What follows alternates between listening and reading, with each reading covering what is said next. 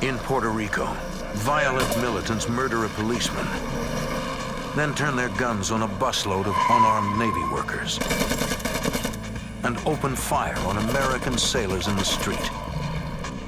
These ruthless killers have vowed to fight to the death. And the FBI must use every tactic at their disposal to track down the terrorists and end this rebellion in paradise.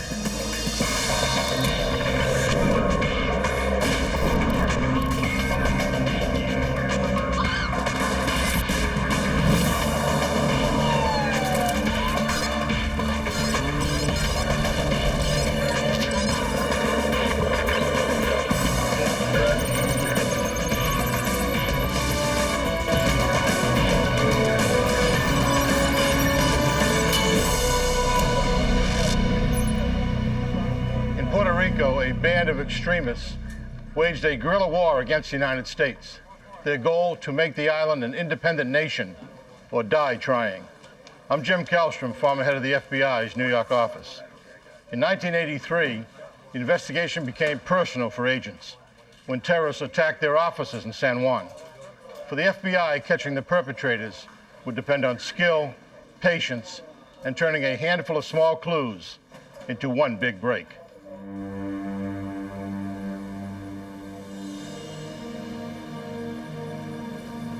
The Caribbean island of Puerto Rico is home to 3 million American citizens and a handful of anti-American terrorists. On August 24th, 1978, 2 Puerto Rican patrolmen encounter what appears to be a stranded couple. They stop to help. Suddenly, 3 heavily armed men rush them. One patrolman tries to draw his gun, but he's immediately shot and killed. The other patrolman surrenders. The attackers force him into the woods and order him to remove his uniform. Then bind him to a tree with his own handcuffs. Back at the road, the couple attempts to disguise the patrol car so they can drive it to a hiding place. But before they can finish, headlights approach. The man holds up the dead officer's badge.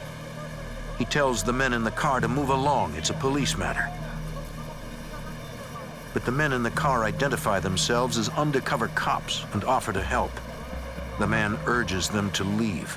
Instead, they grow suspicious.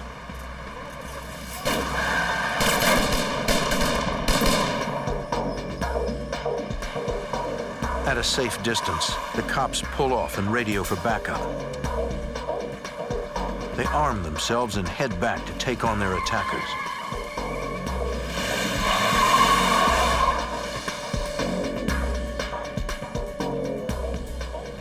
But when the cops arrive, they see no one. Wary of an ambush, they secure the crime scene.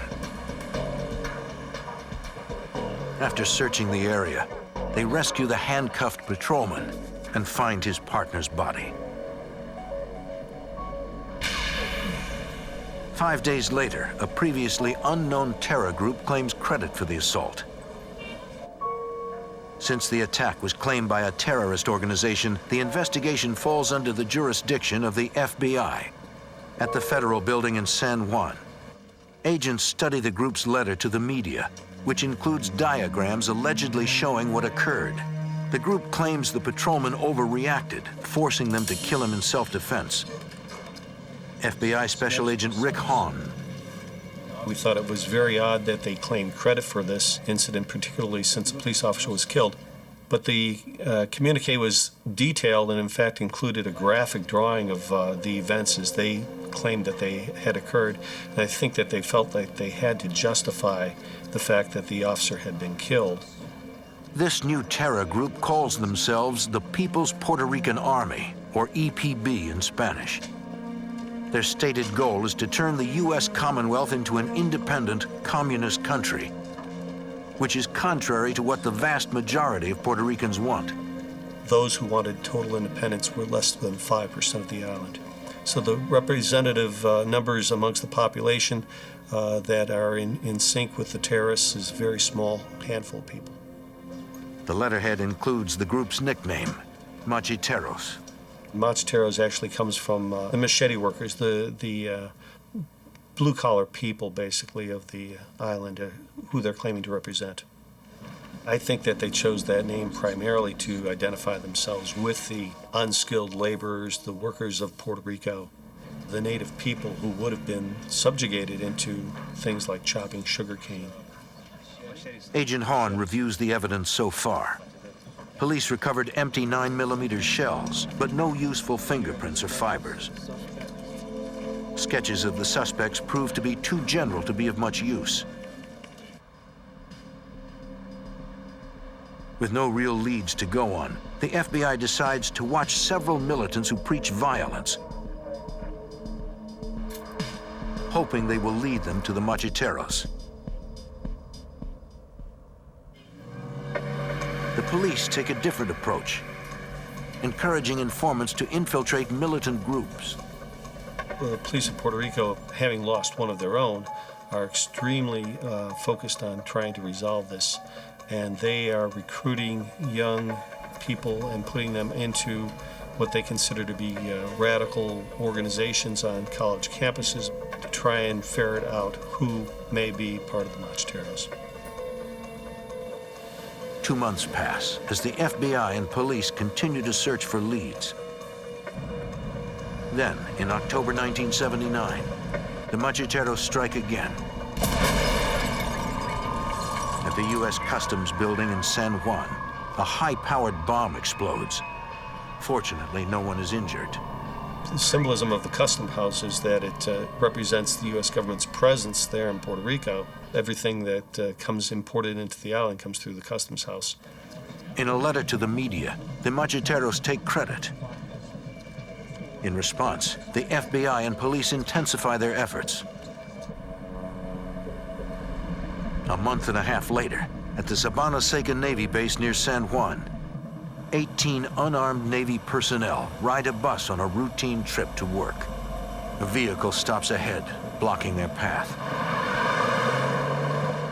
A van pulls out and begins firing on the bus with automatic weapons. They fired right along the black band on a typical school bus, which is right about where the floor level is, so that even individuals that would be hiding on the floor to try and get cover would have taken rounds through the side of the bus.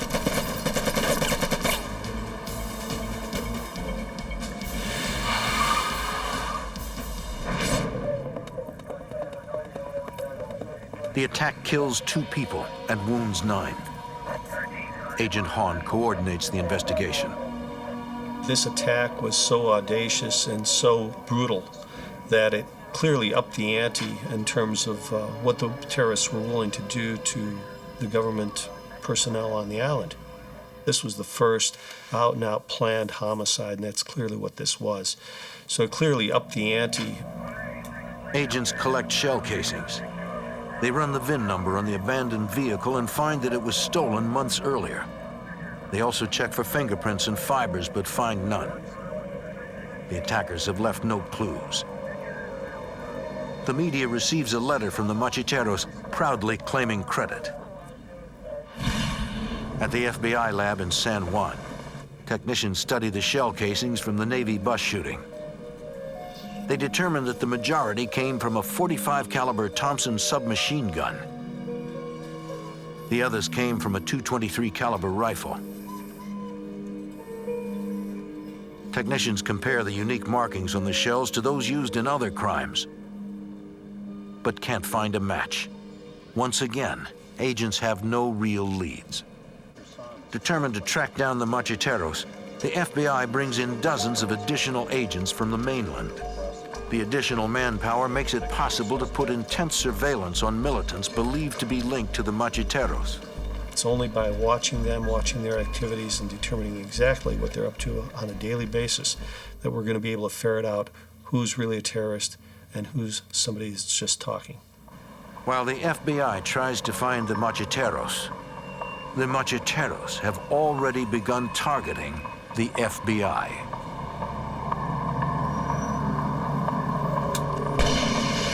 In Puerto Rico, a terror group known as the macheteros murder a policeman and attack a bus full of unarmed Navy workers, killing 2 and wounding 9. With no real leads, the FBI takes a different approach. They decide to follow the money and try to determine how the terrorists get their funding. They spot a potential lead. A recent wave of armored car robberies. The highly organized robbers carry high-powered weapons, grab the money, and flee. The robbers leave behind no evidence. FBI Special Agent Fernando Candelario.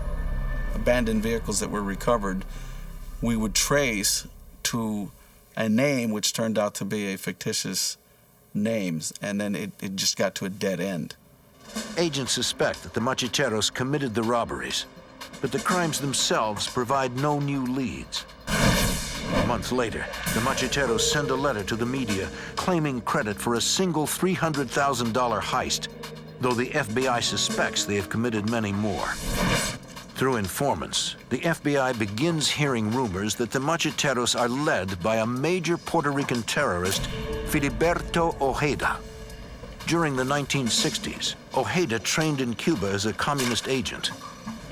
He returned to Puerto Rico and was arrested in 1970 for bombing tourist hotels, but he jumped bail and went into hiding. The FBI has been looking for him for the past 10 years. FBI Special Agent Rick Hahn. He was the sort of individual who we thought was very capable of putting together an organization like the macheteros. If Ojeda leads the macheteros, it helps explain their deadly discipline. The FBI increases its surveillance of militants suspected of having contact with Ojeda. 8 months later, while en route to a surveillance assignment, Agent Candelario hears on the radio that jet fighters have exploded at the Puerto Rican Air National Guard base. He heads straight for the base and is shocked by what he sees. It looked like a war zone. Some of the agents that were Vietnam veterans were telling me how this reminded them of a combat zone. The explosions destroyed 9 fighter jets and disabled 2 more. The damage is estimated at $45 million. Miraculously, no one was injured in the attack. Agents search the airbase for evidence. They find a machete painted with the letters EPB, an abbreviation of the formal name of the macheteros. Agents believe the group left it behind as a calling card to taunt the FBI. Investigators determined that pipe bombs were placed in the jet's air intakes, exhaust pipes, and landing gear. They study pieces of the bombs but gain no new leads. We interviewed every member of the Air National Guard to determine if this was an inside job. But the investigators conclude that no one from the base was aiding the macheteros. For agents, it is another dead end. For many, many years, we've just collected a lot of evidence on the macheteros, but we could not penetrate that organization. Days later, sailors from the USS Pensacola take in the tourist attractions of San Juan, just as they're about to cross a bridge. Bullets rip through all 4 sailors. 1 is killed and 3 seriously injured. In a phone call to a radio station, the macheteros take credit.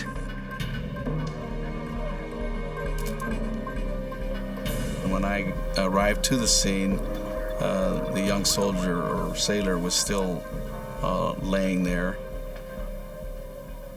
My first reaction is, is thinking about the parents of that young sailor. He's here in Puerto Rico, he's unarmed, has nothing to do with the political situation in Puerto Rico, but he's a US military, and that's the targets that the macheteros selected. And it was just a tragic situation.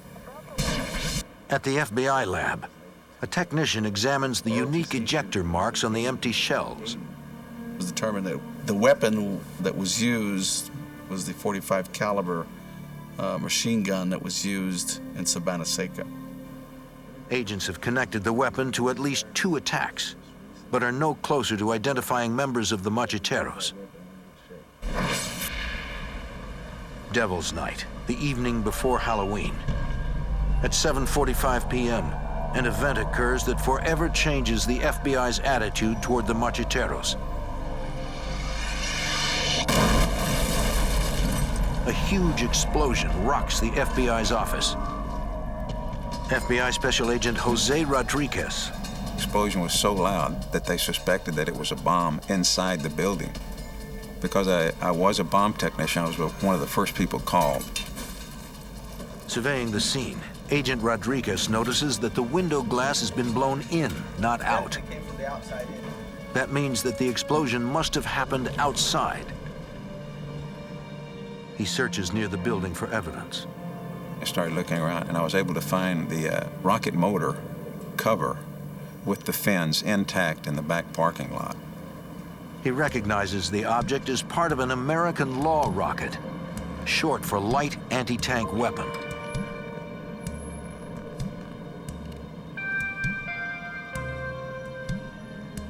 Agent Rodriguez discovers that the serial number is still intact, so the rocket should be traceable. A law rocket has a range of only 350 meters, so it must have been fired nearby. Agents interview everyone in the surrounding area and locate one woman who says she saw the attackers. This lady said that this guy came into her yard. She came out the door. He told her to get back inside. He puts the law rocket on his shoulder and fires the law rocket at the building. The witness says the man fled in an SUV, which was followed by a car. She describes both vehicles, and agents begin searching the surrounding neighborhoods. The FBI quickly finds the 2 suspect vehicles nearby. People that lived in the neighborhood told us that they had seen people come dump the vehicle. One of them, the person had actually gotten out of the vehicle and wiped the door, like he was trying to remove evidence of fingerprints from the door of the vehicle, which made it a very highly suspect vehicle. Anybody else? FBI Special Agent Marlene Hunter. Think of anything else? We started interviewing the people to get descriptions of the individuals that left the vehicle and just ensure that the vehicle was preserved until the agents could start processing it for evidence. While interviewing witnesses, agents learn from the media that the Macheteros have claimed responsibility. We took it extremely personal because it was the first time that the Macheteros had attacked the FBI specifically, and we wanted to solve that case. We wanted to charge the Macheteros. To do that, agents must find a way to penetrate their secretive world. The Puerto Rican terrorist organization known as the Macheteros has brought their fight to the FBI's doorstep with a rocket attack on their office in San Juan. Now agents work around the clock to follow up leads. The FBI asks the US Army to run a trace on the rocket's serial number, according to FBI Special Agent Jose Rodriguez. In other words, where did it come from? How did the Macheteros get an American-made law rocket? The military did an outstanding job in tracing it. However, it was told to us that they suspected that some of that lot of law rockets had been left in Vietnam once the Americans had pulled out. And in tracing that, also we found that a ship had carried a large load of American-made weapons from North Vietnam to Cuba at one time. And we suspected that possibly that rocket had have gone to Cuba, and then the Macheteros had obtained it from there. In the FBI garage, agents processed the 2 vehicles believed used in the rocket attack. The vehicle identification and license plate numbers lead nowhere, and there are no obvious fingerprints. Agents look for evidence lost in crevices or fingerprints left while doing repairs. FBI Special Agent Fernando Candelario. We decided that we're going to do this and we're going to make sure that we get any piece of evidence that we can off that vehicle. Under a door paneling, agents find a single fingerprint. It's clear. Yeah. It's a good FBI one. Special Agent Marlene Hunter. The fact that you were able to lift a print off of a getaway vehicle was very exciting. It was a great break. The FBI matches the fingerprint to known radical Abelino Gonzalez. The fingerprint alone isn't enough to convict him. The FBI considers watching him, but fears it will be a waste of manpower, since they suspect he will remain low-key in the wake of the attack. So you have to have a team of approximately 6 people, at least, in 6 different cars, to be effective, and it eats up your resources. So one of the particular investigative techniques that was being discussed a lot was wiretap, electronic surveillance. But where do we go? Do we wiretap Avelino? Do we look for a better subject, et cetera, et cetera? In the garage, agents begin taking apart the SUV, which they believe was used to transport the anti-tank rocket. Deep in a pocket in the driver's door, one agent makes a critical discovery. Because it is so humid in Puerto Rico, if you leave paper documents, they'll become sticky and they stick to everything. In this final pocket, we found the corner of a traffic citation. The torn bit of traffic ticket includes the entire ticket ID number. That was a very nice stroke of luck that the portion with the number on it was preserved.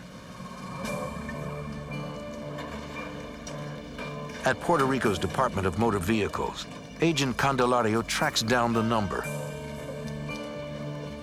He discovers that the original ticket was issued to Pedro Ramirez Cesar Almodovar for an expired inspection sticker. He writes down Almodovar's home address and gets a copy of the original license photo.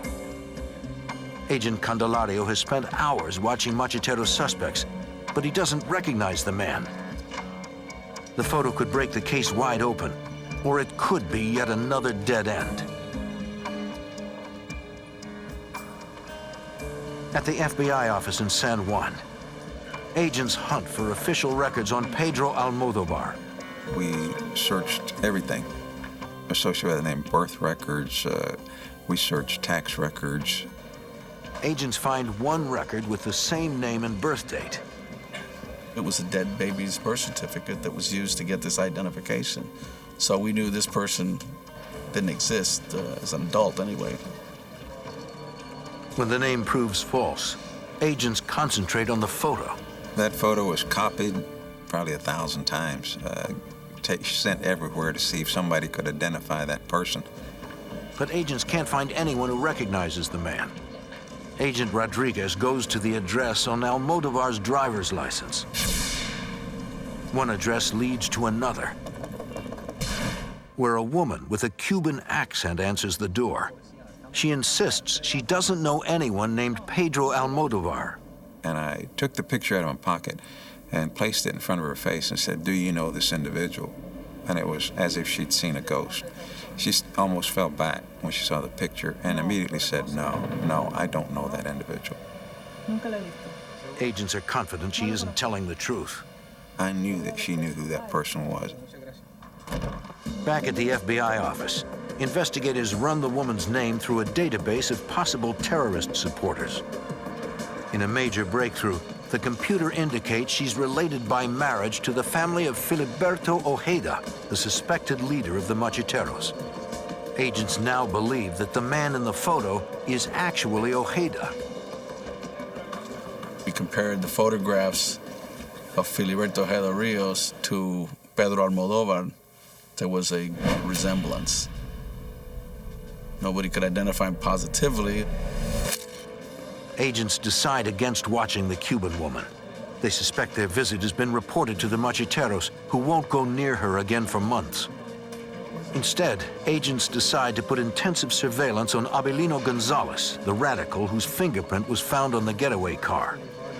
2 months have passed since the rocket attack, and agents believe the terrorists may feel safe to begin meeting again.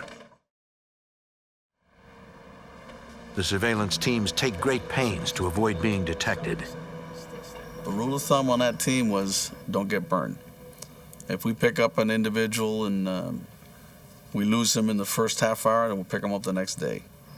2 weeks into the surveillance, agents watch Gonzalez drive in circles around a parking lot, apparently trying to determine if he's being followed.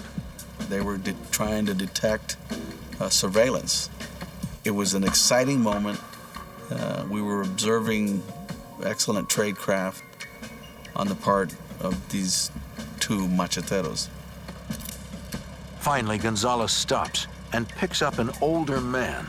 The decision was made to drop Avelino and concentrate on the person that he was meeting to try to identify him.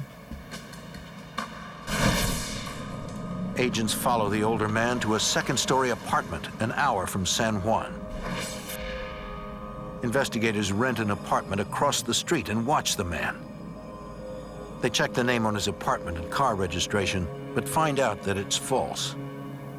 And we were doing surveillances on him for a few days, and he was very, very watchful for surveillance activity.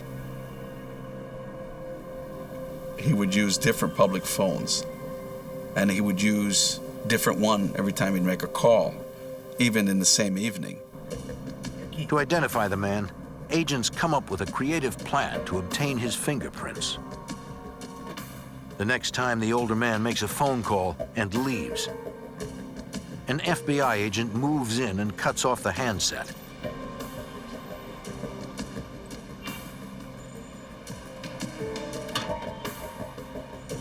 Even if the suspect notices the cut cord, agents don't believe it will tip him off. We have vandalism here all the time in Puerto Rico, and nobody's going to think anything of it. FBI technicians process the payphone receiver and are able to pull fingerprints from it. The FBI lab came back, said that the latent fingerprint that was discovered on that telephone was that of Filiberto Ojeda Rios. The FBI has found the alleged leader of the Macheteros. It was like Christmas come early. I mean, we had confirmed everything that we suspected, and that's when the case was designated a major case of the FBI. Agents could arrest Ojeda on an old warrant for jumping bail. Instead, they decide to continue watching him to try to identify other members of the Macheteros.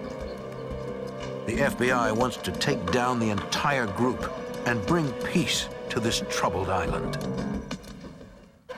A Puerto Rican terror group known as the Macheteros wages an unpopular war for independence, attacking local police, the American military, and the FBI. Although they claim to be freeing the country from American oppression, less than 5% of the island's population supports their cause. After months of intense surveillance of suspected members of the Macheteros, agents have identified the leader of the organization, Filiberto Ojeda, who has been a fugitive for more than a decade. The FBI continues their efforts to identify more members of the group to bring them all to justice. A month after identifying the terror leader, the FBI gets an unexpected break. At an office building in San Juan, police respond to a burglary. An entire floor of the building had been broken into. In one of the offices, authorities found some suspicious documents that appeared to belong to a terrorist group. They called the FBI. FBI agents searched through the office's filing cabinets. FBI Special Agent Marlene Hunter can't believe what they find. Fairly quickly, it became clear that it was the central archives of the Macheteros organization. Not only their archives for historical purposes, but also records regarding future actions that they were going to take. Another interesting find were minutes of meetings that went all the way back to the date they were formed in 1976. It was a gold mine. In a chilling moment, Agent Hunter discovers that the terrorists have compiled detailed information on individual FBI agents. There were files with FBI names and their family members, where their children went to school. The threatening discovery underscores the danger to agents and their families. It really made you realize that maybe you needed to not take the same route all the time. You needed to always assume that someone could be following you. Other documents describe the group's terrorist activities, but names for places and people are coded. The FBI takes the files as evidence and attempts to crack the codes. With the evidence collected so far, the FBI gets a judge's authorization to listen to payphones used by Filiberto Ojeda, the alleged leader of the Macheteros. As with their documents, the Macheteros also use code names when speaking on the telephone. FBI Special Agent Fernando Candelario. We heard a lot of conversations where the codename Aguila and Aguila Blanca were mentioned. But in the contents of the conversation, we couldn't really tell what Aguila or Aguila Blanca was. Aguila means eagle, and Aguila Blanca is white eagle. Agents suspect Aguila refers to a person, and Aguila Blanca is an operation that person conducted. Whenever Ojeda arranges to meet someone, agents follow in an effort to determine the new person's identity. If possible, agents retrieve objects the person has touched and send them to the lab to be fingerprinted. Agents use the fingerprint results, surveillances, and wiretaps to match terrorist code names to real names. Agent Hunter leads the effort. I always liked jigsaw puzzles when I was a kid, and this was like one big jigsaw puzzle.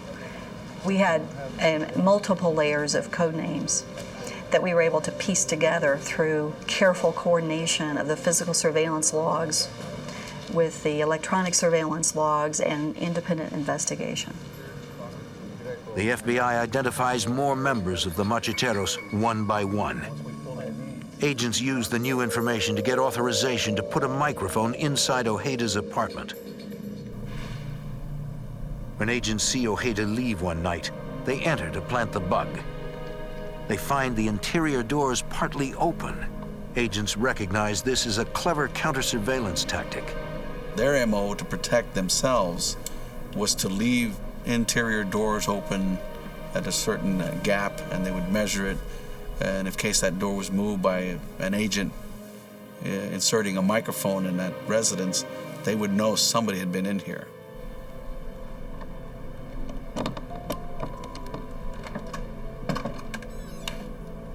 Agents carefully reset each door to avoid tipping off Ojeda. We didn't want him to move. We were afraid if he moved, that we'd never find him again. At the FBI office, Agent Hunter continues her efforts to decode a list of names and phone numbers from the Macheteros files. Agents believe the phone numbers have been encoded through a mathematical formula. If the FBI can crack that code, they will have phone numbers for all the Macheteros. Agents capture a real phone number electronically at the same time that they overhear Ojeda call the man by his code name. Agent Hunter uses the real phone number and the corresponding coded phone number to try to figure out the formula. I was able to play around with the sequence of the numbers, and it wasn't an easy code. It wasn't, like sometimes they add 2 to everything or subtract 1 from everything. Her determination pays off. Agent Hunter makes a breakthrough and rushes to tell the team. I went over where they were and I said, "You can't believe this, I just broke the telephone number code." Oh, they were thrilled. Everybody was thrilled with that. That allowed us to decode all the telephone numbers, and we could get the real number, and we could say who the real person connected to that code name was. So we were able to sort of unmask and figure this group out. With the codes cracked and listening devices in place, the FBI overhears the Macheteros arguing over money. FBI Special Agent Jose Rodriguez. Heather wanted to use the money to further the cause of the organization and to establish better relations with the Cubans in Cuba. They had sent, I think it was $2.2 million to the Cubans as a show of good faith. Agents are puzzled by the huge amounts of money that the Macheteros seem to have. But we got $6.8 million that the organization is quarreling over, and we wondered, where did they get this money? Agents totaled the losses of all the recent bank robberies and armored car heists in Puerto Rico, but they don't come close to $6.8 million. Agents send an urgent bulletin to all FBI offices asking if anyone has any unsolved multi-million-dollar robberies. An answer comes from Hartford, Connecticut. A year earlier, at an armored car depot, a guard gave co-workers a knockout drug and stole $7.2 million. Agents in San Juan note that the guard in the so-called Big Sleep heist is Puerto Rican. They suspect that the Machitero operation, codenamed Aguila Blanca, is really the Big Sleep heist. We decided to pull more tapes, previously transcribed conversations where Aguila and Aguila Blanca were mentioned. And now, with the context in mind that this could be the armored car robbery, it started to make sense. The Machiteros had committed this robbery. They hadn't claimed responsibility for it yet, though. It no longer was just an investigation of the law rocket attack on our building. It was a group that had gone to the United States to steal $7 million, which at the time was the second largest robbery in U.S. history. Prosecutors advised the FBI that they would prefer to try the Machiteros in Connecticut for the Big Sleep heist. They worried that a murder trial in Puerto Rico would fail because jurors would be too frightened. It was going to be difficult to get a jury that would be willing to convict, assuming the evidence was right, a member of the Machiteros. The Machiteros, you mentioned that name in Puerto Rico, and it instilled fear. The FBI decides to continue its surveillance until it gets enough evidence to convict the Machiteros of the Big Sleep heist. But before the FBI gets the additional evidence it needs, Ojeda suddenly disappears. Agents fear that Ojeda has somehow caught on to their surveillance. They will have to get their additional evidence elsewhere. The FBI decides to focus on another target, Ojeda's right-hand man, Juan Segarra. Juan Segarra Palmer was a very active member of the organization, what I would call a shaker and a mover. He was the one that made things happen. He was the brains of the organization. The FBI has a microphone inside Segarra's house, but it has gone dead. Agents watch Segarra and his family drive away and move in to repair the bug, leaving the front door unlocked. The agents fix the broken microphone and prepare to leave. Suddenly, Agent Candelario gets an urgent message. When I am wearing an earpiece with a radio unit, and I hear the green station wagon is coming up to the residence. This is the aircraft is calling this out. An FBI plane has spotted the vehicle of a known member of the Machiteros. He pulls up to the house and notices the unlocked door. When we heard he was in front of the door coming in, we went to the bedrooms. Myself and another agent went into the closet. The closets had no doors. The agents know that the Machiteros are almost always armed. They hear footsteps coming closer. If the terrorist comes into the bedroom, the confrontation could turn deadly. Agents repair a hidden microphone in the home of a suspected member of the Machiteros, Juan Segarra. But just as they finish, a terrorist enters. FBI Special Agent Fernando Candelario and another agent hide in a closet, guns ready. It's obviously a member of the Machiteros, a dangerous terrorist organization, coming into this safe house to protect it. We don't know if he's going to come around that corner with a weapon. I'm not going to tell you that we weren't scared. We could hear him speak. He would say, "Aquí no hay nadie. Is there anybody here?" We didn't answer. And he'd go to the other door. "Aquí no hay nadie." The terrorist begins to enter the bedroom. We have no closet doors. We're in an open space. All this guy had to do was walk in and look to his left, and he would have seen us. And we don't know what would have occurred at that point.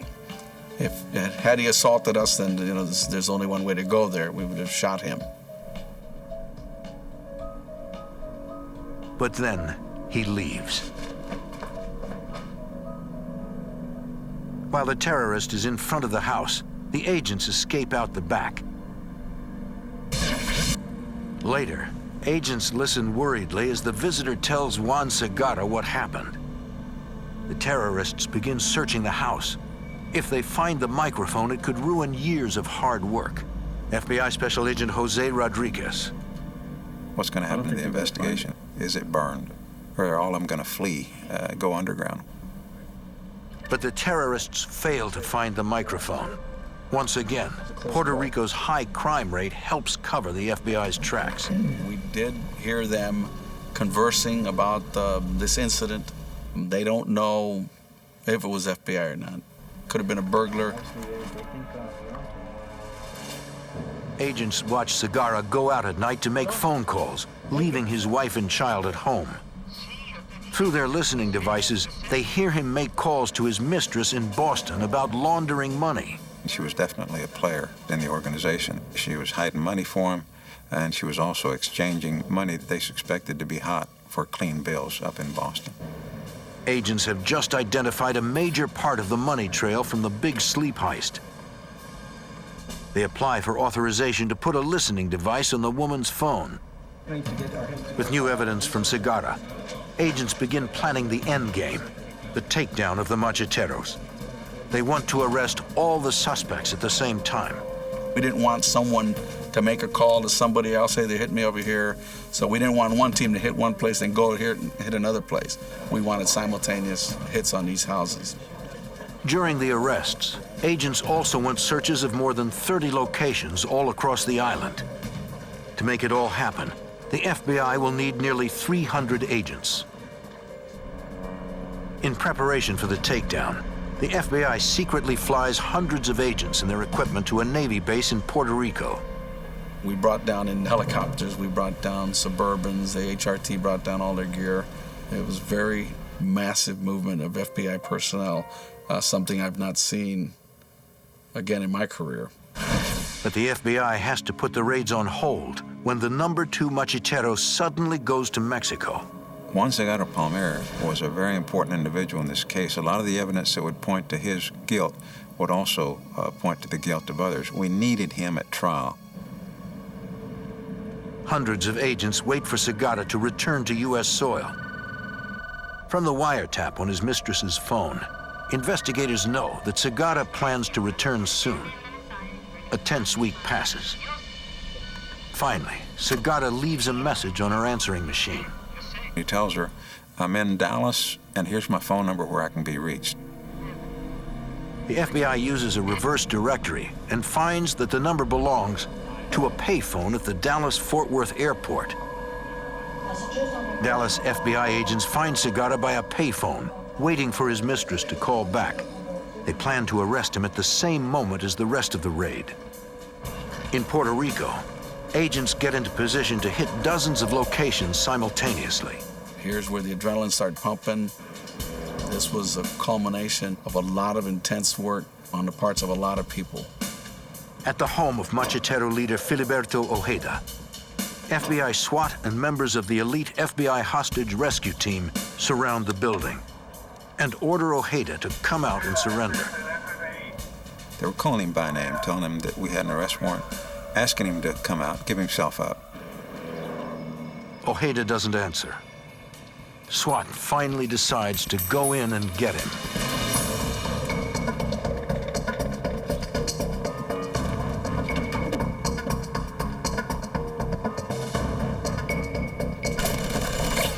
A burst of automatic fire came down the stairwell.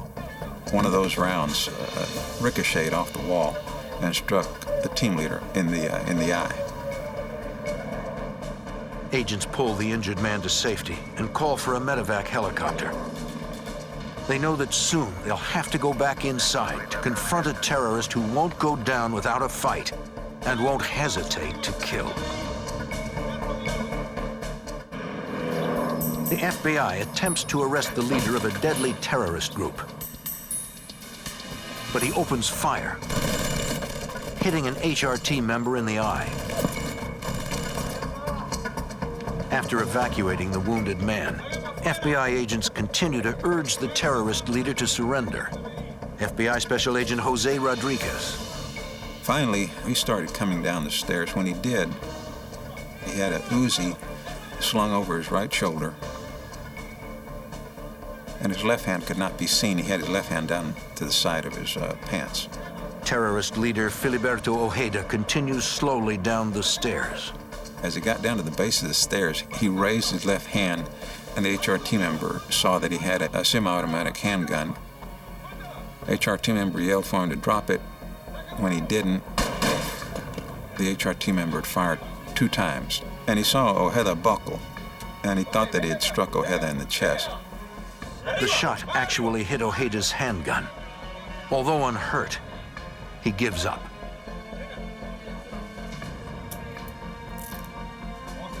In Dallas, Juan Segarra is arrested without incident.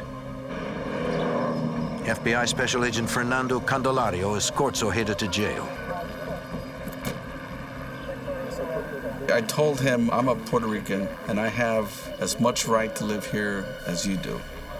And he told me, yes, but you're the enemy. If I have to kill you, I will. Over the next 3 years, Ojeda's attorneys do everything possible to postpone his trial. The case was delayed and delayed and delayed, primarily by the defense, because they filed motion after motion after motion. Ojeda Rios was in jail for a total of 36 months, primarily based upon defense motions.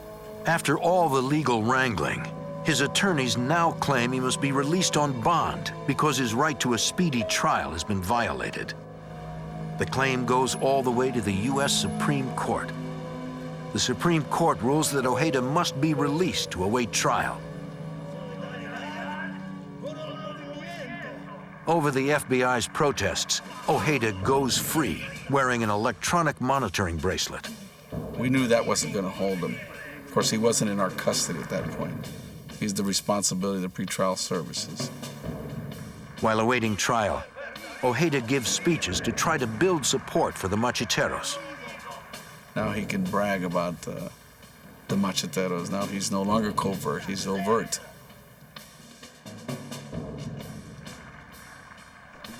While Ojeda's attorneys delay, 4 other macheteros, including Juan Segarra, are convicted in Hartford, Connecticut for their roles in the big sleep heist. A year after his release on bond, Ojeda makes a bold statement to the media and cuts off his electronic bracelet. He disappears into the rugged mountains to resume his fight to turn the island into a communist dictatorship. 2 years later, a federal court in Connecticut convicts Ojeda in absentia of bank robbery and conspiracy. With his conviction, 14 of the top macheteros have been found guilty. While Ojeda is at large, the FBI keeps up the pressure to find him. FBI Special Agent Fernando Candelario. I'm confident that he'll be arrested again because we did it once before, you know, and when we, like they say, we always get our man, and I think that time is on our side. In September of 2005, the FBI locates Ojeda. He is shot and killed after firing on agents. The macheteros' reign of terror has come to an end. And unless you're committed to go after them with as much commitment as they got, you're not going to get them. They were macheteros 24 hours a day. The trials also help reveal the truth about the macheteros. These people don't just want independence for Puerto Rico. These people want something much bigger than that. They want to convert Puerto Rico into the next Cuba. Today, through democratic elections, the people of Puerto Rico retain the right to decide whether to become a state, remain a commonwealth, or become independent. Thanks to the FBI, they remain free to determine their own fate.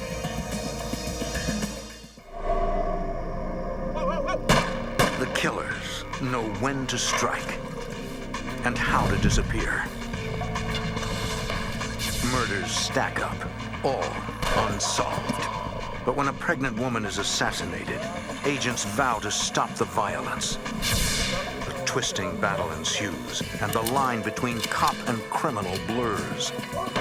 Unless agents can solve the case, no one is safe.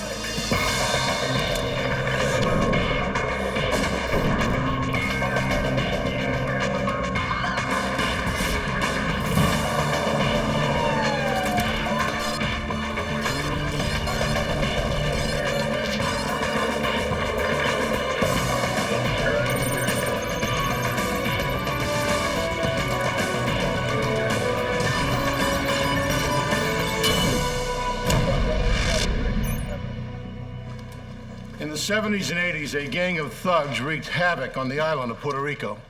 Organized, experienced, and deadly, they seem beyond the reach of the law. I'm Jim Kallstrom, former head of the FBI's New York office. As a US Commonwealth, Puerto Rico falls under the jurisdiction of the FBI.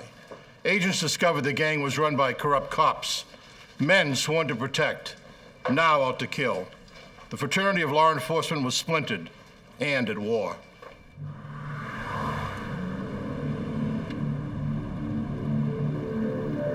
July 28th, 1977, San Juan, Puerto Rico. New York diamond dealer Stephen Brooks visits the island on his annual business trip. He plans to meet a local jeweler to collect money from an earlier deal.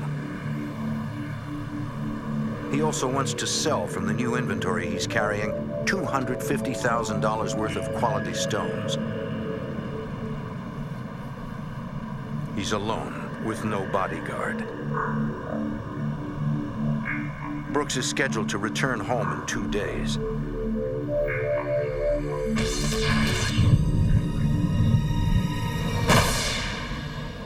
On July 29th, Puerto Rico police respond to the discovery of a body outside the city. It's an adult male shot with a .38 caliber gun, then burned severely. There's no driver's license, and because of the fire, a visual ID is impossible. Police find no other clues and bury the murder victim as a John Doe. 4 months later, media coverage prompted by Brooks's family helps police realize it was the diamond dealer's body they found. The murder is part of an alarming trend. In the last few years, at least 2 other U.S. diamond merchants have been killed in Puerto Rico. Special Agent Fernando Candelario. We had transportation of jewelry by individuals coming in from New York specifically. Ended up in Puerto Rico. These individuals were kidnapped. Their bodies were found later on. Since the slayings have an interstate aspect, the FBI works with local police, but no solid evidence points to any suspects. The agents would communicate with their counterparts at the police of Puerto Rico to see if the police of Puerto Rico had developed any leads. But with no leads reported, the cases grow cold. At the time, violent crime is common in San Juan, where poverty mixes with a surging cocaine trade and drug gangs rule the streets. Authorities have trouble sending the powerful gangsters to prison. In March 1979, one major gang leader under investigation for murder silences the only witness to that murder with a gunshot to the head. The gang leader's girlfriend, Jessica Trujillo, witnesses the killing and later agrees to help put the gangster away. Special Agent Jim Bird of the San Juan FBI. She was going to testify in a homicide case against a pretty well-known organized crime character there in San Juan. This girl, because they were aware of the danger, the threats against her, was kept in police custody. Jessica spends her days at the police station, and at night, homicide detectives drive her to her grandmother's house to sleep. The trial begins in May 1980, and prosecutors look forward to finally getting a guilty verdict against a major drug lord. But then, on the trial's 5th day, a body is discovered in a sugarcane field near San Juan.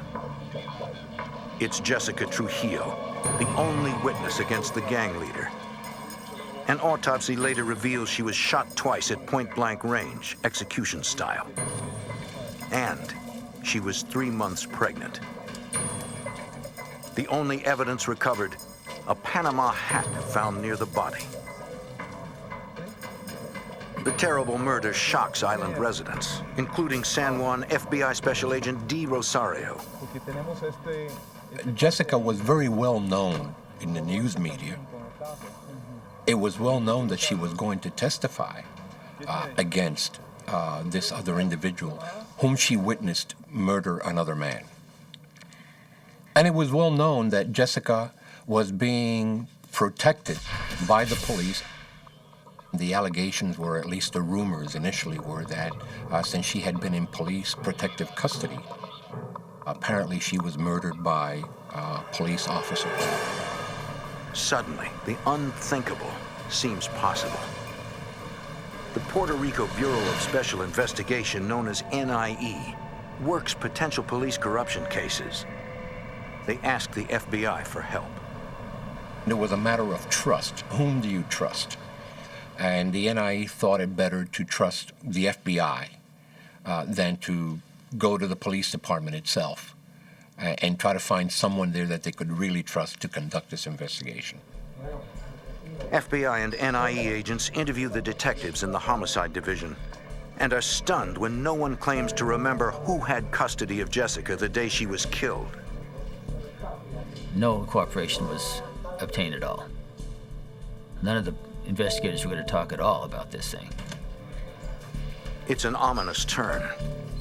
Agents get nothing but interference from police officers sworn to protect and serve. The strict code of silence frustrates FBI Special Agent Angelo Class. It was obvious from the outset that the police officers were somehow involved. Either they had given Jessica up to somebody or they had killed her themselves. Yet the truth remains elusive. Finally, agents track down the officers said to be responsible for escorting Jessica the night before her body was found. Detective Victor Sousay claims that he and his partner, Detective Gil Valera, drove Jessica home as scheduled. Their alibi is that they left her in front of her grandmother's house. Victor says he has no idea what happened after they dropped her off. Perhaps someone abducted her. Agents try to corroborate Victor's story. We interviewed many people. We went out to her grandmother's house and conducted a neighborhood investigation there. No one reports seeing Jessica at all that day. And then, the one clue that had been recovered disappears. The Panama hat found near Jessica's body mysteriously vanishes from the police evidence locker. Media reports claim the homicide chief often wears a Panama hat like the one in question. And agents determined the car used to drive Jessica home that night belongs to the Puerto Rican homicide chief himself, Emeterio Benitez. Agents secure the car, and FBI technicians examine it for evidence. Its interior surfaces have been recently cleaned, according to NIE Special Agent Manuel Aponte.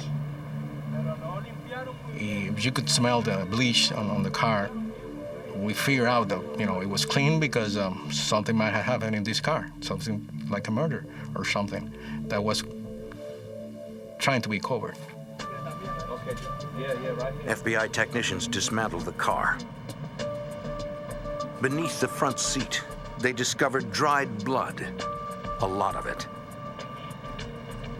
More blood appears beneath the dashboard and behind the passenger door panel. The way the blood was distributed in the car, we believe that a person had been killed in that car. Technicians also find ballistic evidence, marks that appear to be from a bullet discharged inside the car. At the FBI crime lab, examiners compare the dried blood to samples taken from Jessica at autopsy. But there's a problem making a match. Back then, we didn't have DNA. So the only thing we could say was it was the same type of blood as Jessica's, but we couldn't say that blood came from Jessica. When agents question Emeterio, the homicide chief calmly explains he bleached the car's interior after transporting a dead animal in the back seat. He says the bullet marks came from an accidental weapon discharge months earlier. He has no idea how the blood got there and explains dozens of people have access to his car due to a tight departmental budget. His car was used by almost everybody in the homicide division. Whenever they were short of cars, they would use his car. He would lend it out. so that we couldn't know for sure who might have been in the car.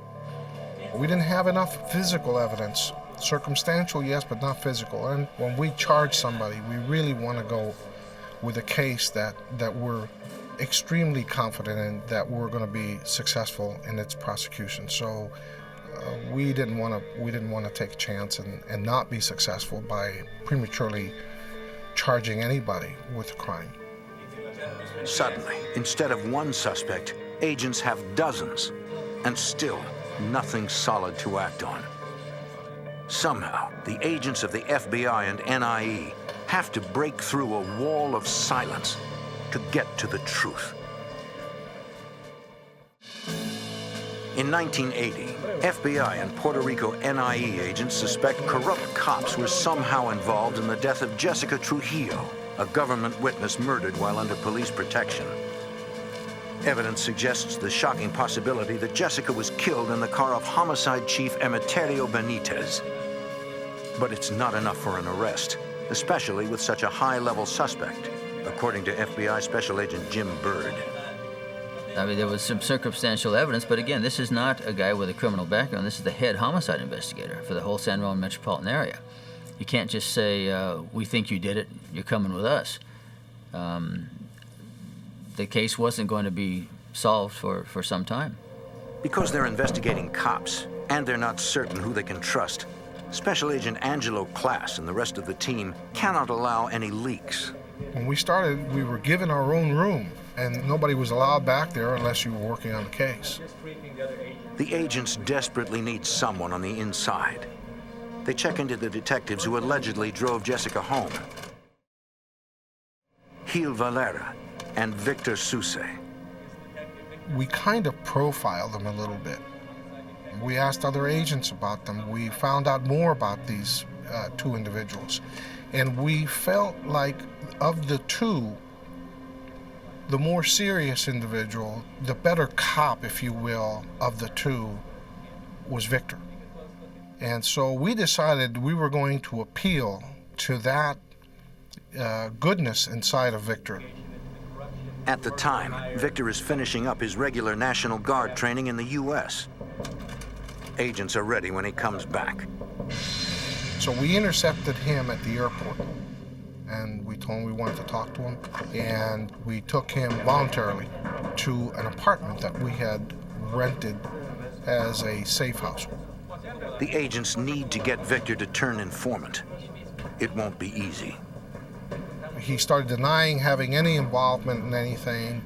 We had the wrong guy. NIE Special Agent Manuel Aponte appeals to Victor's sense of honor. I told him, well, listen, if you didn't kill Jessica, I want you to help me out to find out who were the murderers. And you're a homicide detective? I'm not a homicide detective. And you're one of the best homicide detectives. And in fact, he was. So I need your help.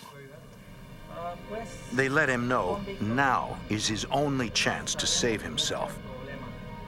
The idea was, if you don't cooperate with us, we will conduct the investigation, we probably will charge you and convict you, and you will lose your family, you'll certainly lose that rank that you're wearing, you will go to a federal penitentiary, and the only way you can avoid this is by coming clean and telling us and cooperating with us. They assure the detective they will protect him.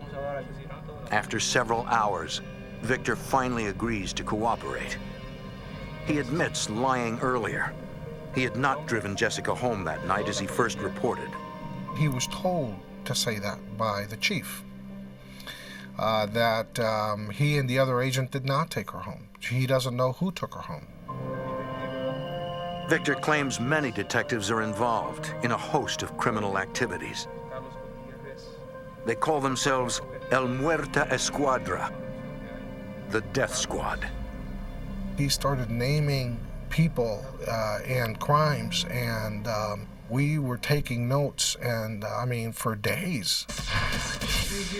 Through a series of interviews, the full scope of the corruption becomes apparent. Within the first 10 to 15 debriefing sessions with Victor, we had probably identified about 65 individuals. mostly police officers that were involved in crime. But they also there were some lawyers and some business people.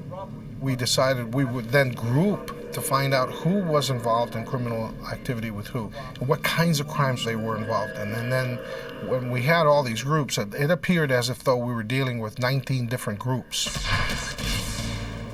Special Agent D. Rosario helps identify the corruption's epicenter. The majority of the officers that were involved in corrupt activities came from a specific division within the police department known as the Criminal Investigation Corps, the CIC. The CIC is made up of the highest-ranking detectives on the force and the most powerful. Basically, they were their own fiefdom. They were out there doing their own thing. And basically, they did not have to answer to anyone for their actions. The CIC runs all drug busts in San Juan. They became very powerful, and so they began to develop a lot of sources of information and informants out on the street. According to Victor, those sources became collaborators in a series of armed robberies, kidnappings, even murder for hire. Drug dealers are easy targets for the death squad. No dealer will press charges for stolen drugs, especially if they don't survive the robbery. Every meeting that we had with Victor just expanded more and more our investigation, because Victor was able to provide not just names of people that he personally knew within the department that were involved in committing crimes, but he knew of specific crimes that had been committed. Victor tells agents what he knows about the murder of diamond dealer Stephen Brooks. He says the rogue officers of CIC were tipped off about the broker's arrival by the jeweler Brooks was to meet. They pulled the man over, knowing he was carrying lots of diamonds. A police officer can stop you anywhere, can stop you on the street, ask you for your title of the car and everything. And that's what they practically did. I mean, they had the power to stop people.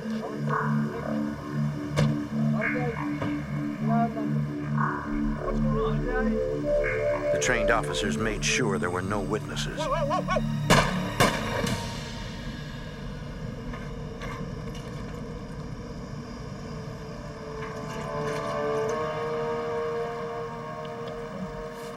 Because the CIC investigated the homicide when it was later discovered, it was all too easy to cover up their crime. So you have Group 10, so Victor's revelations disturbed the honest agents working the case. These weren't men that were total strangers. I knew them. It was appalling. It was just appalling that these men had gone that far.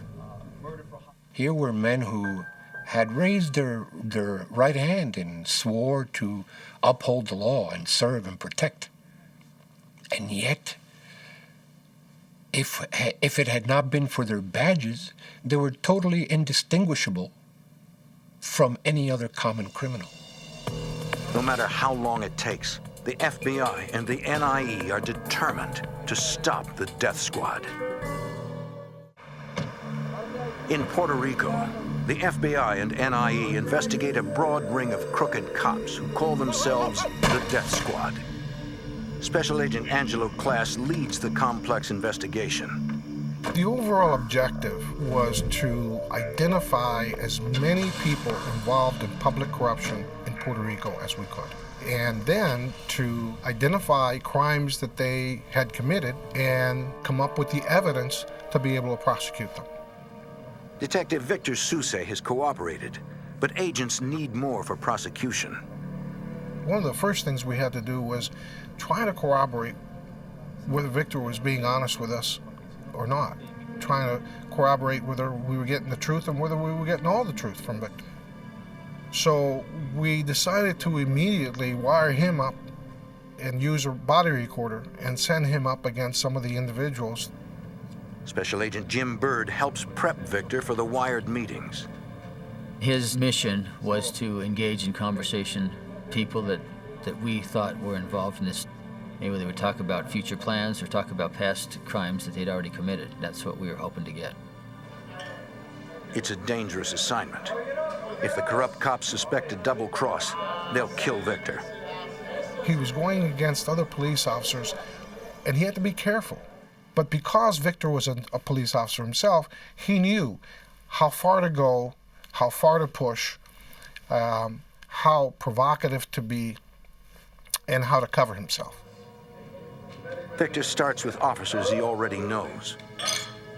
One of Victor's contacts was Julio Cesar, who had been the head of special arrest team for the police of Puerto Rico.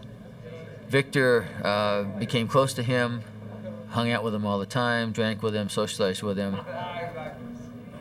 As Victor records Julio admitting to criminal acts, agents get probable cause to move to the next level of electronic surveillance. We got enough evidence from conversations between Victor and Julio to wire up his car and get a wiretap on Julio's phone. With the wiretap warrant, agents can listen to and record any conversation in which Julio discusses crimes. It's not easy, as the rogue cops protect themselves even on personal phone lines, according to Special Agent D. Rosario. Many of the discussions were in code. They were not open conversations. So we had to really study a lot of people to find out, are they referring to this guy or to that guy? So there was a lot of analysis going on regarding that. One of the detectives that Julio often talks to is Gil Valera. When Gil implicates himself, agents further expand their recording range. We got enough probable cause to go on Gil's wire, and then from there, we identified other people they were involved with, and other things that they were doing and planning, shipping heists and shakedowns and other things. FBI and NIE agents pair off to meticulously develop full cases on each crime discovered.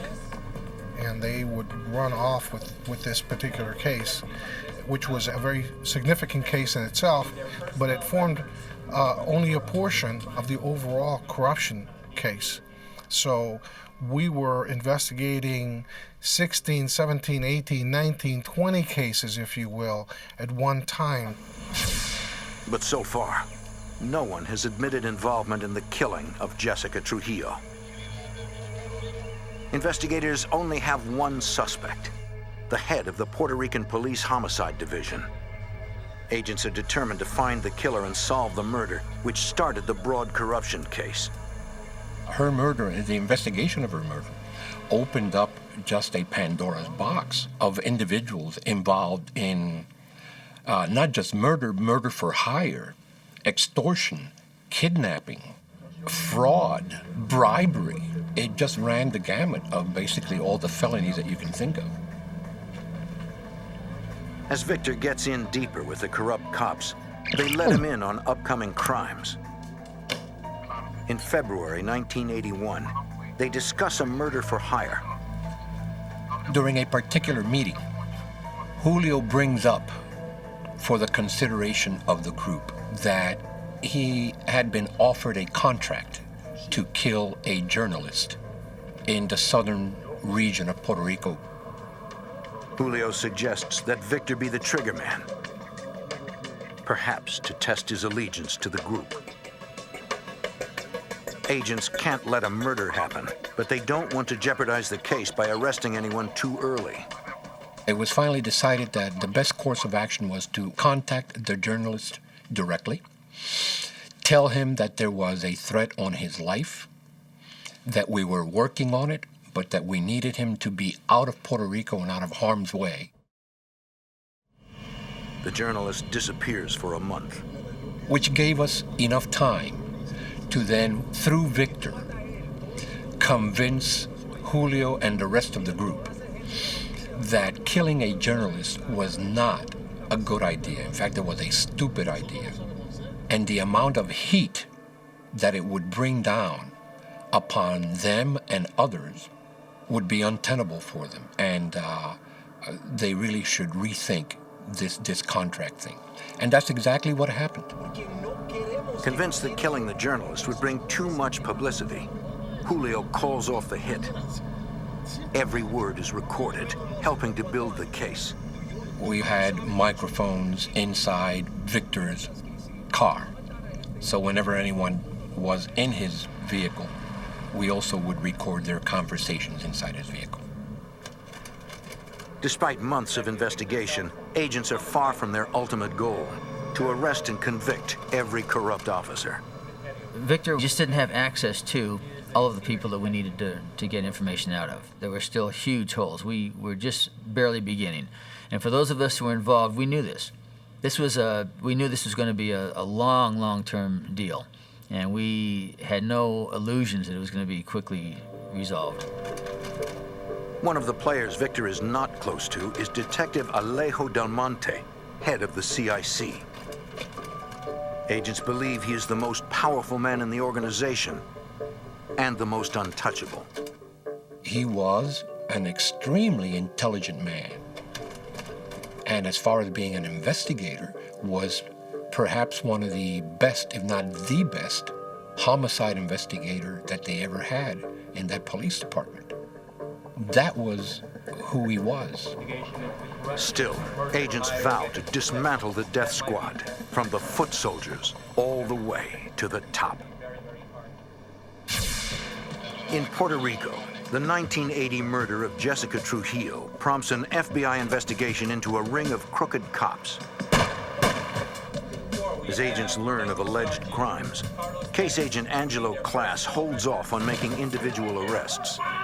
And there were so many people involved that it would have been good for that particular case, but it would have been detrimental to the overall objective, which was to identify as many people as we could that were involved in corruption in Puerto Rico. Special Agent Jim Bird. The other thing was, we still didn't have enough to make an arrest in the Jessica murder, or in any of the other murders or other suspicious activity that we thought could be tied back into police corruption. We just weren't there yet. Detective Victor Sousa is turned informant against the death squad. In April 1981, he learns the group intends to rob the Puerto Rico Power Authority. As a diversion, they plan to detonate a bomb at the back of the complex, then storm the front office. The hit is scheduled for when the most cash is on hand, according to NIE Special Agent Manuel Aponte. They somehow had the insight that at that time there was going to be a lot of money there and wanted to go over there before the armored cars come to pick up the money. Fearing that somebody was going to go in with guns blazing and take over this place, we had to intervene.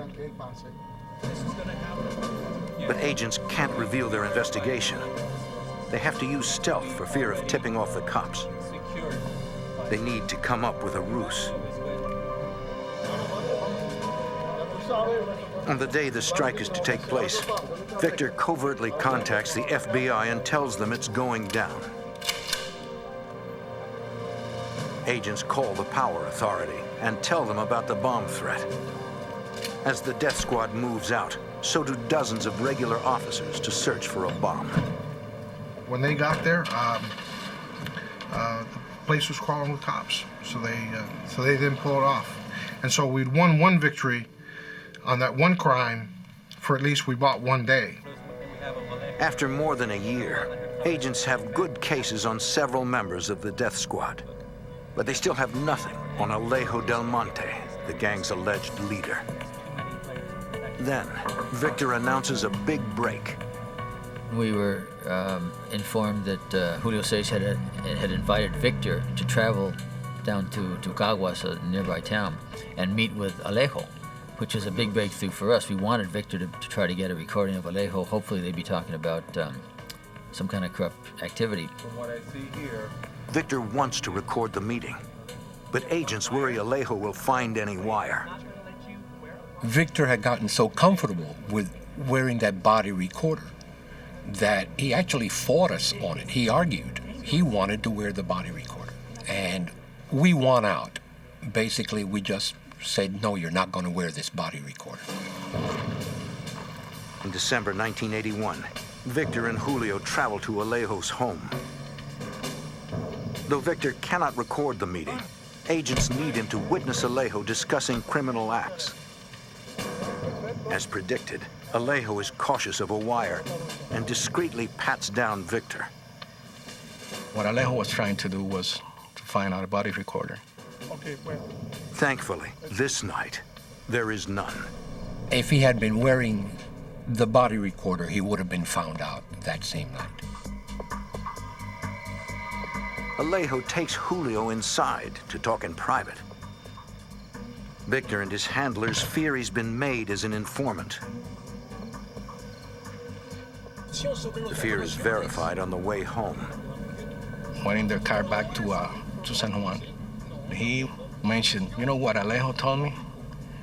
That you may be working with the federal government. And that was the first time that we heard that Victor had probably been made. Victor tries his best to convince Julio he can be trusted. But soon agents learn it didn't work. It was around Christmas of 1981, and we had a wiretap ongoing. In one of the conversations we overheard, we learned that plans were well developed to have Victor murdered because they knew that he was cooperating with us. Investigators call Victor in to tell him it's over. And I remember Victor didn't want to come out. He wanted to keep on getting evidence against all these cops. We played that tape for him, and he dropped his head and realized that it was all over, that he and his family were going to have to leave.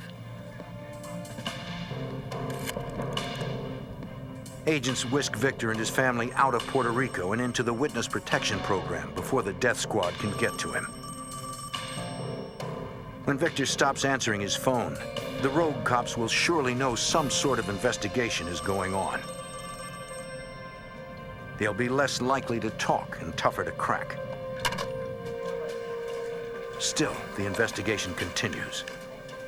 We had, by this time, developed some additional sources within the police department who maybe were not as prolific in terms of the information that they could provide like Victor could, but certainly they provided enough information that led us to actually conduct further investigations. Agents need real evidence against the most dangerous corrupt officer, Alejo Del Monte.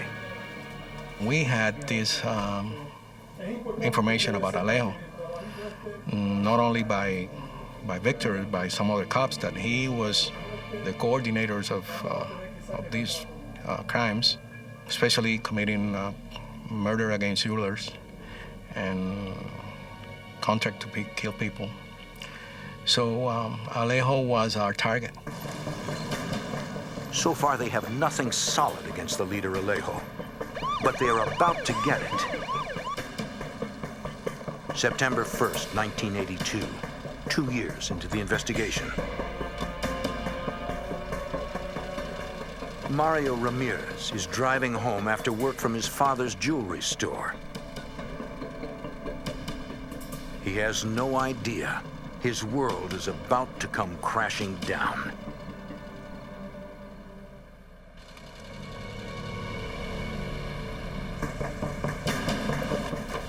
In September 1982, a group of armed men abduct Mario Ramirez in San Juan, Puerto Rico.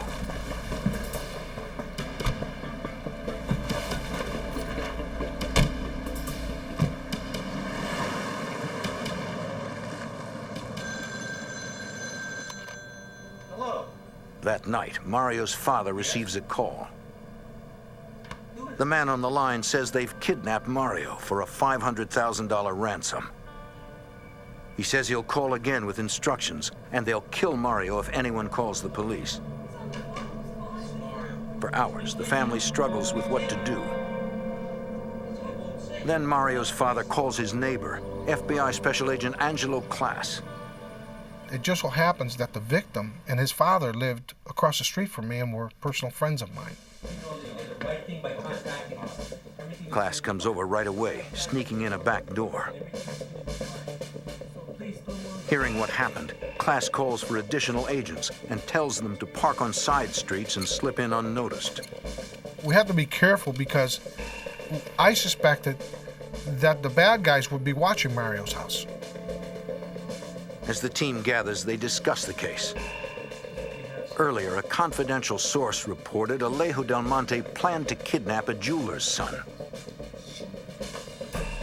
Special Agent Jim Bird teaches the family to extend future calls long enough for a trace and to elicit details of where Mario might be. We try to coach them before the call comes in. Okay, next time he calls, what are you going to say? What are we going to do? What's the plan? What they don't tell the family is that if the death squad is responsible, Mario may never come home.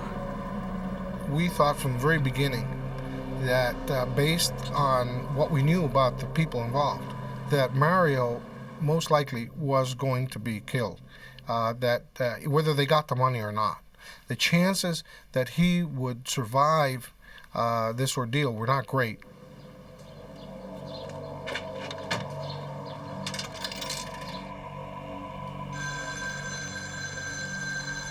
Over several days, calls come in recorded by the FBI.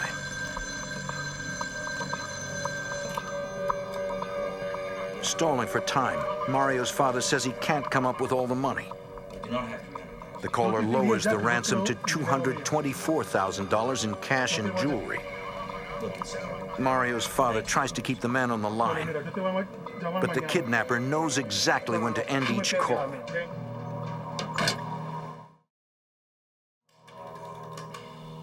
With traces impossible, agents search for other ways to find the kidnappers.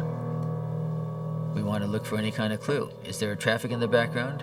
Are there night noises of the Puerto Rican mountains in the background? We want to find out as much as we can about the situation by listening to these tapes over and over again. As they listen in, they come to a remarkable conclusion. The people that were reviewing the phone calls after we received them, that knew Alejo personally, said, "That's Alejo's voice." They thought that was him on the phone. Agents set up covert surveillance of Alejo and the other corrupt cops. Alejo, being a lieutenant colonel in the police department, he would know that he was being surveilled, so we had to do it very quietly. On the fourth night, a final call comes in. FBI Special Agent Fernando Candelario is listening in. An individual with a unique voice was on the line. He was very specific as to where he wanted the family to drop the money off. He described a bridge off the Caguas Expressway. The caller says the money and jewelry should be placed in a pillowcase and dropped into the grass by the bridge. The drop must be made in 1 hour. No cops, no FBI. We began a trace. That was unsuccessful at that point because the call was too short. This individual was pretty sharp. He seemed to know exactly what he wanted to say and how long he wanted to take to say what he needed to say. Agents know the death squad has killed other kidnap victims. But Mario's family prays that this time the ransom will be enough to save an innocent young man.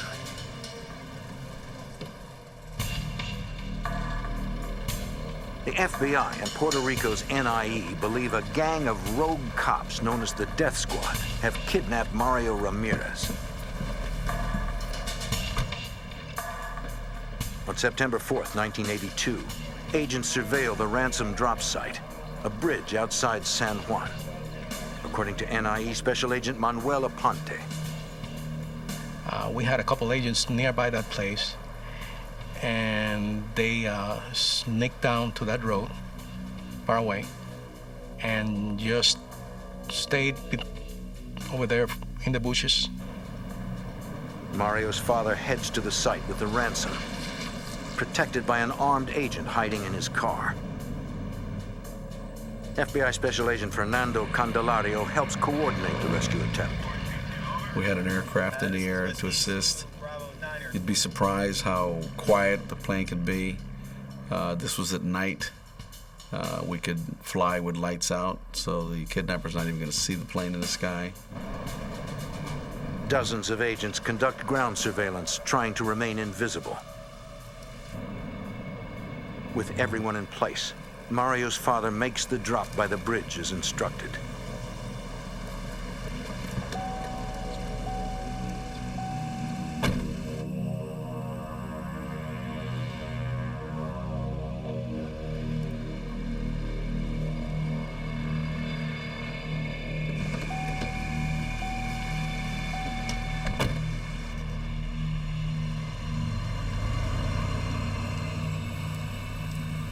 Agents now wait for the pickup. Soon the pilot spots a vehicle approaching. The plane observes the vehicle park near the bridge. An individual exits the vehicle. The individual apparently found what he needed to find, the package containing the money. Returned to his vehicle and drove away. Special Agent Jim Bird. At that point, the car is driving down the highway. We have a plane, we have ground units trying to follow this individual who has the $224,000. We still don't know where the victim is. Special Agent Angelo Class has run the police corruption case for 2 years. We didn't know who the subjects or the people were inside the car. So we asked one of our agents to drive by it and take a quick look. So he drives by and he says, you're not gonna believe this, he says on the radio. It's Alejo himself. As investigators watch from a distance, the leader, Alejo, switches to another car. The plane follows the original car. Ground agents trail Alejo. No one knows which car holds the ransom, but that's the least of their worries. The primary goal is to rescue the victim, even if we have to lose the ransom.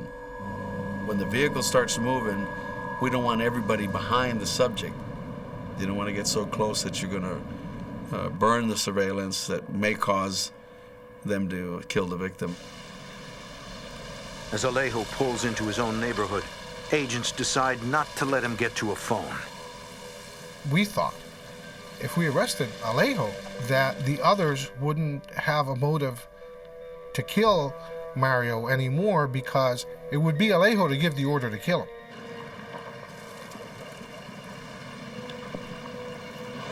At the suspect's house, the agents move in. FBI, let me see your hand. Special Agent D. Rosario calls in a warning. Put your hands up. I got on the radio and I said, be careful. He always carries an Uzi. Ignoring agents' instructions, Alejo makes a move like he's going for a gun. An NIE agent fires a warning shot. But it went so close to his face that it actually popped his eardrum, and his ear started bleeding. Agents find no ransom in the car and no sign of Mario. A search of Alejo's house turns up no other evidence. Then, the surveillance plane loses contact with the other car. It seems a total loss. Well, we have a colonel from the police of Puerto Rico being arrested for kidnapping charges. We don't have a victim, and we don't have a ransom. Figure 4, any sign? Mario is still out there, somewhere. Agents try to get Alejo to crack and tell them where the victim is held. None of that happened. It was simply, you got the wrong guy. I don't know what you're talking about. I'm a lieutenant colonel of the police of Puerto Rico. You've made a big mistake. Agents scramble to find any of the other suspects. We went up and down streets in Caguas and the suburbs looking for the cars we had identified with these criminals. Hours pass. Hope begins to fade. And then... Mario was left on the side of the road near San Juan. Called his house from a public telephone booth and said, "I've been released." And we picked him up and brought him back in. It seems that once Alejo was arrested, the other kidnappers got nervous and released Mario. Finally, he is home. I had never seen grown FBI agents cry. That's how emotional it got. And at that point, no one really cared whether we had recovered that ransom or not. It was important that we got him back. With Alejo in custody, it's time to take everyone else down. A federal judge returns indictments on 32 people, mostly corrupt officers. Agents quickly take them into custody. Homicide Chief Emeterio Benitez cooperates and finally tells investigators the details of Jessica Trujillo's murder, the crime that started it all. The drug lord she was to testify against paid $20,000 for the hit. According to Emeterio, he and Gil Varela picked her up that night and decided to kill her on the way to her grandmother's house. As they were driving through the cane fields out there in that rural part of the island, without any warning, bam! Gunshot is fired. Gil shot her from the back seat. And a moment later, bam! Another gunshot goes off. They stopped, took her out, threw her in the sugarcane field, and drove off. Later, Emeterio realized Jessica had playfully pinned his own police ID on her shirt.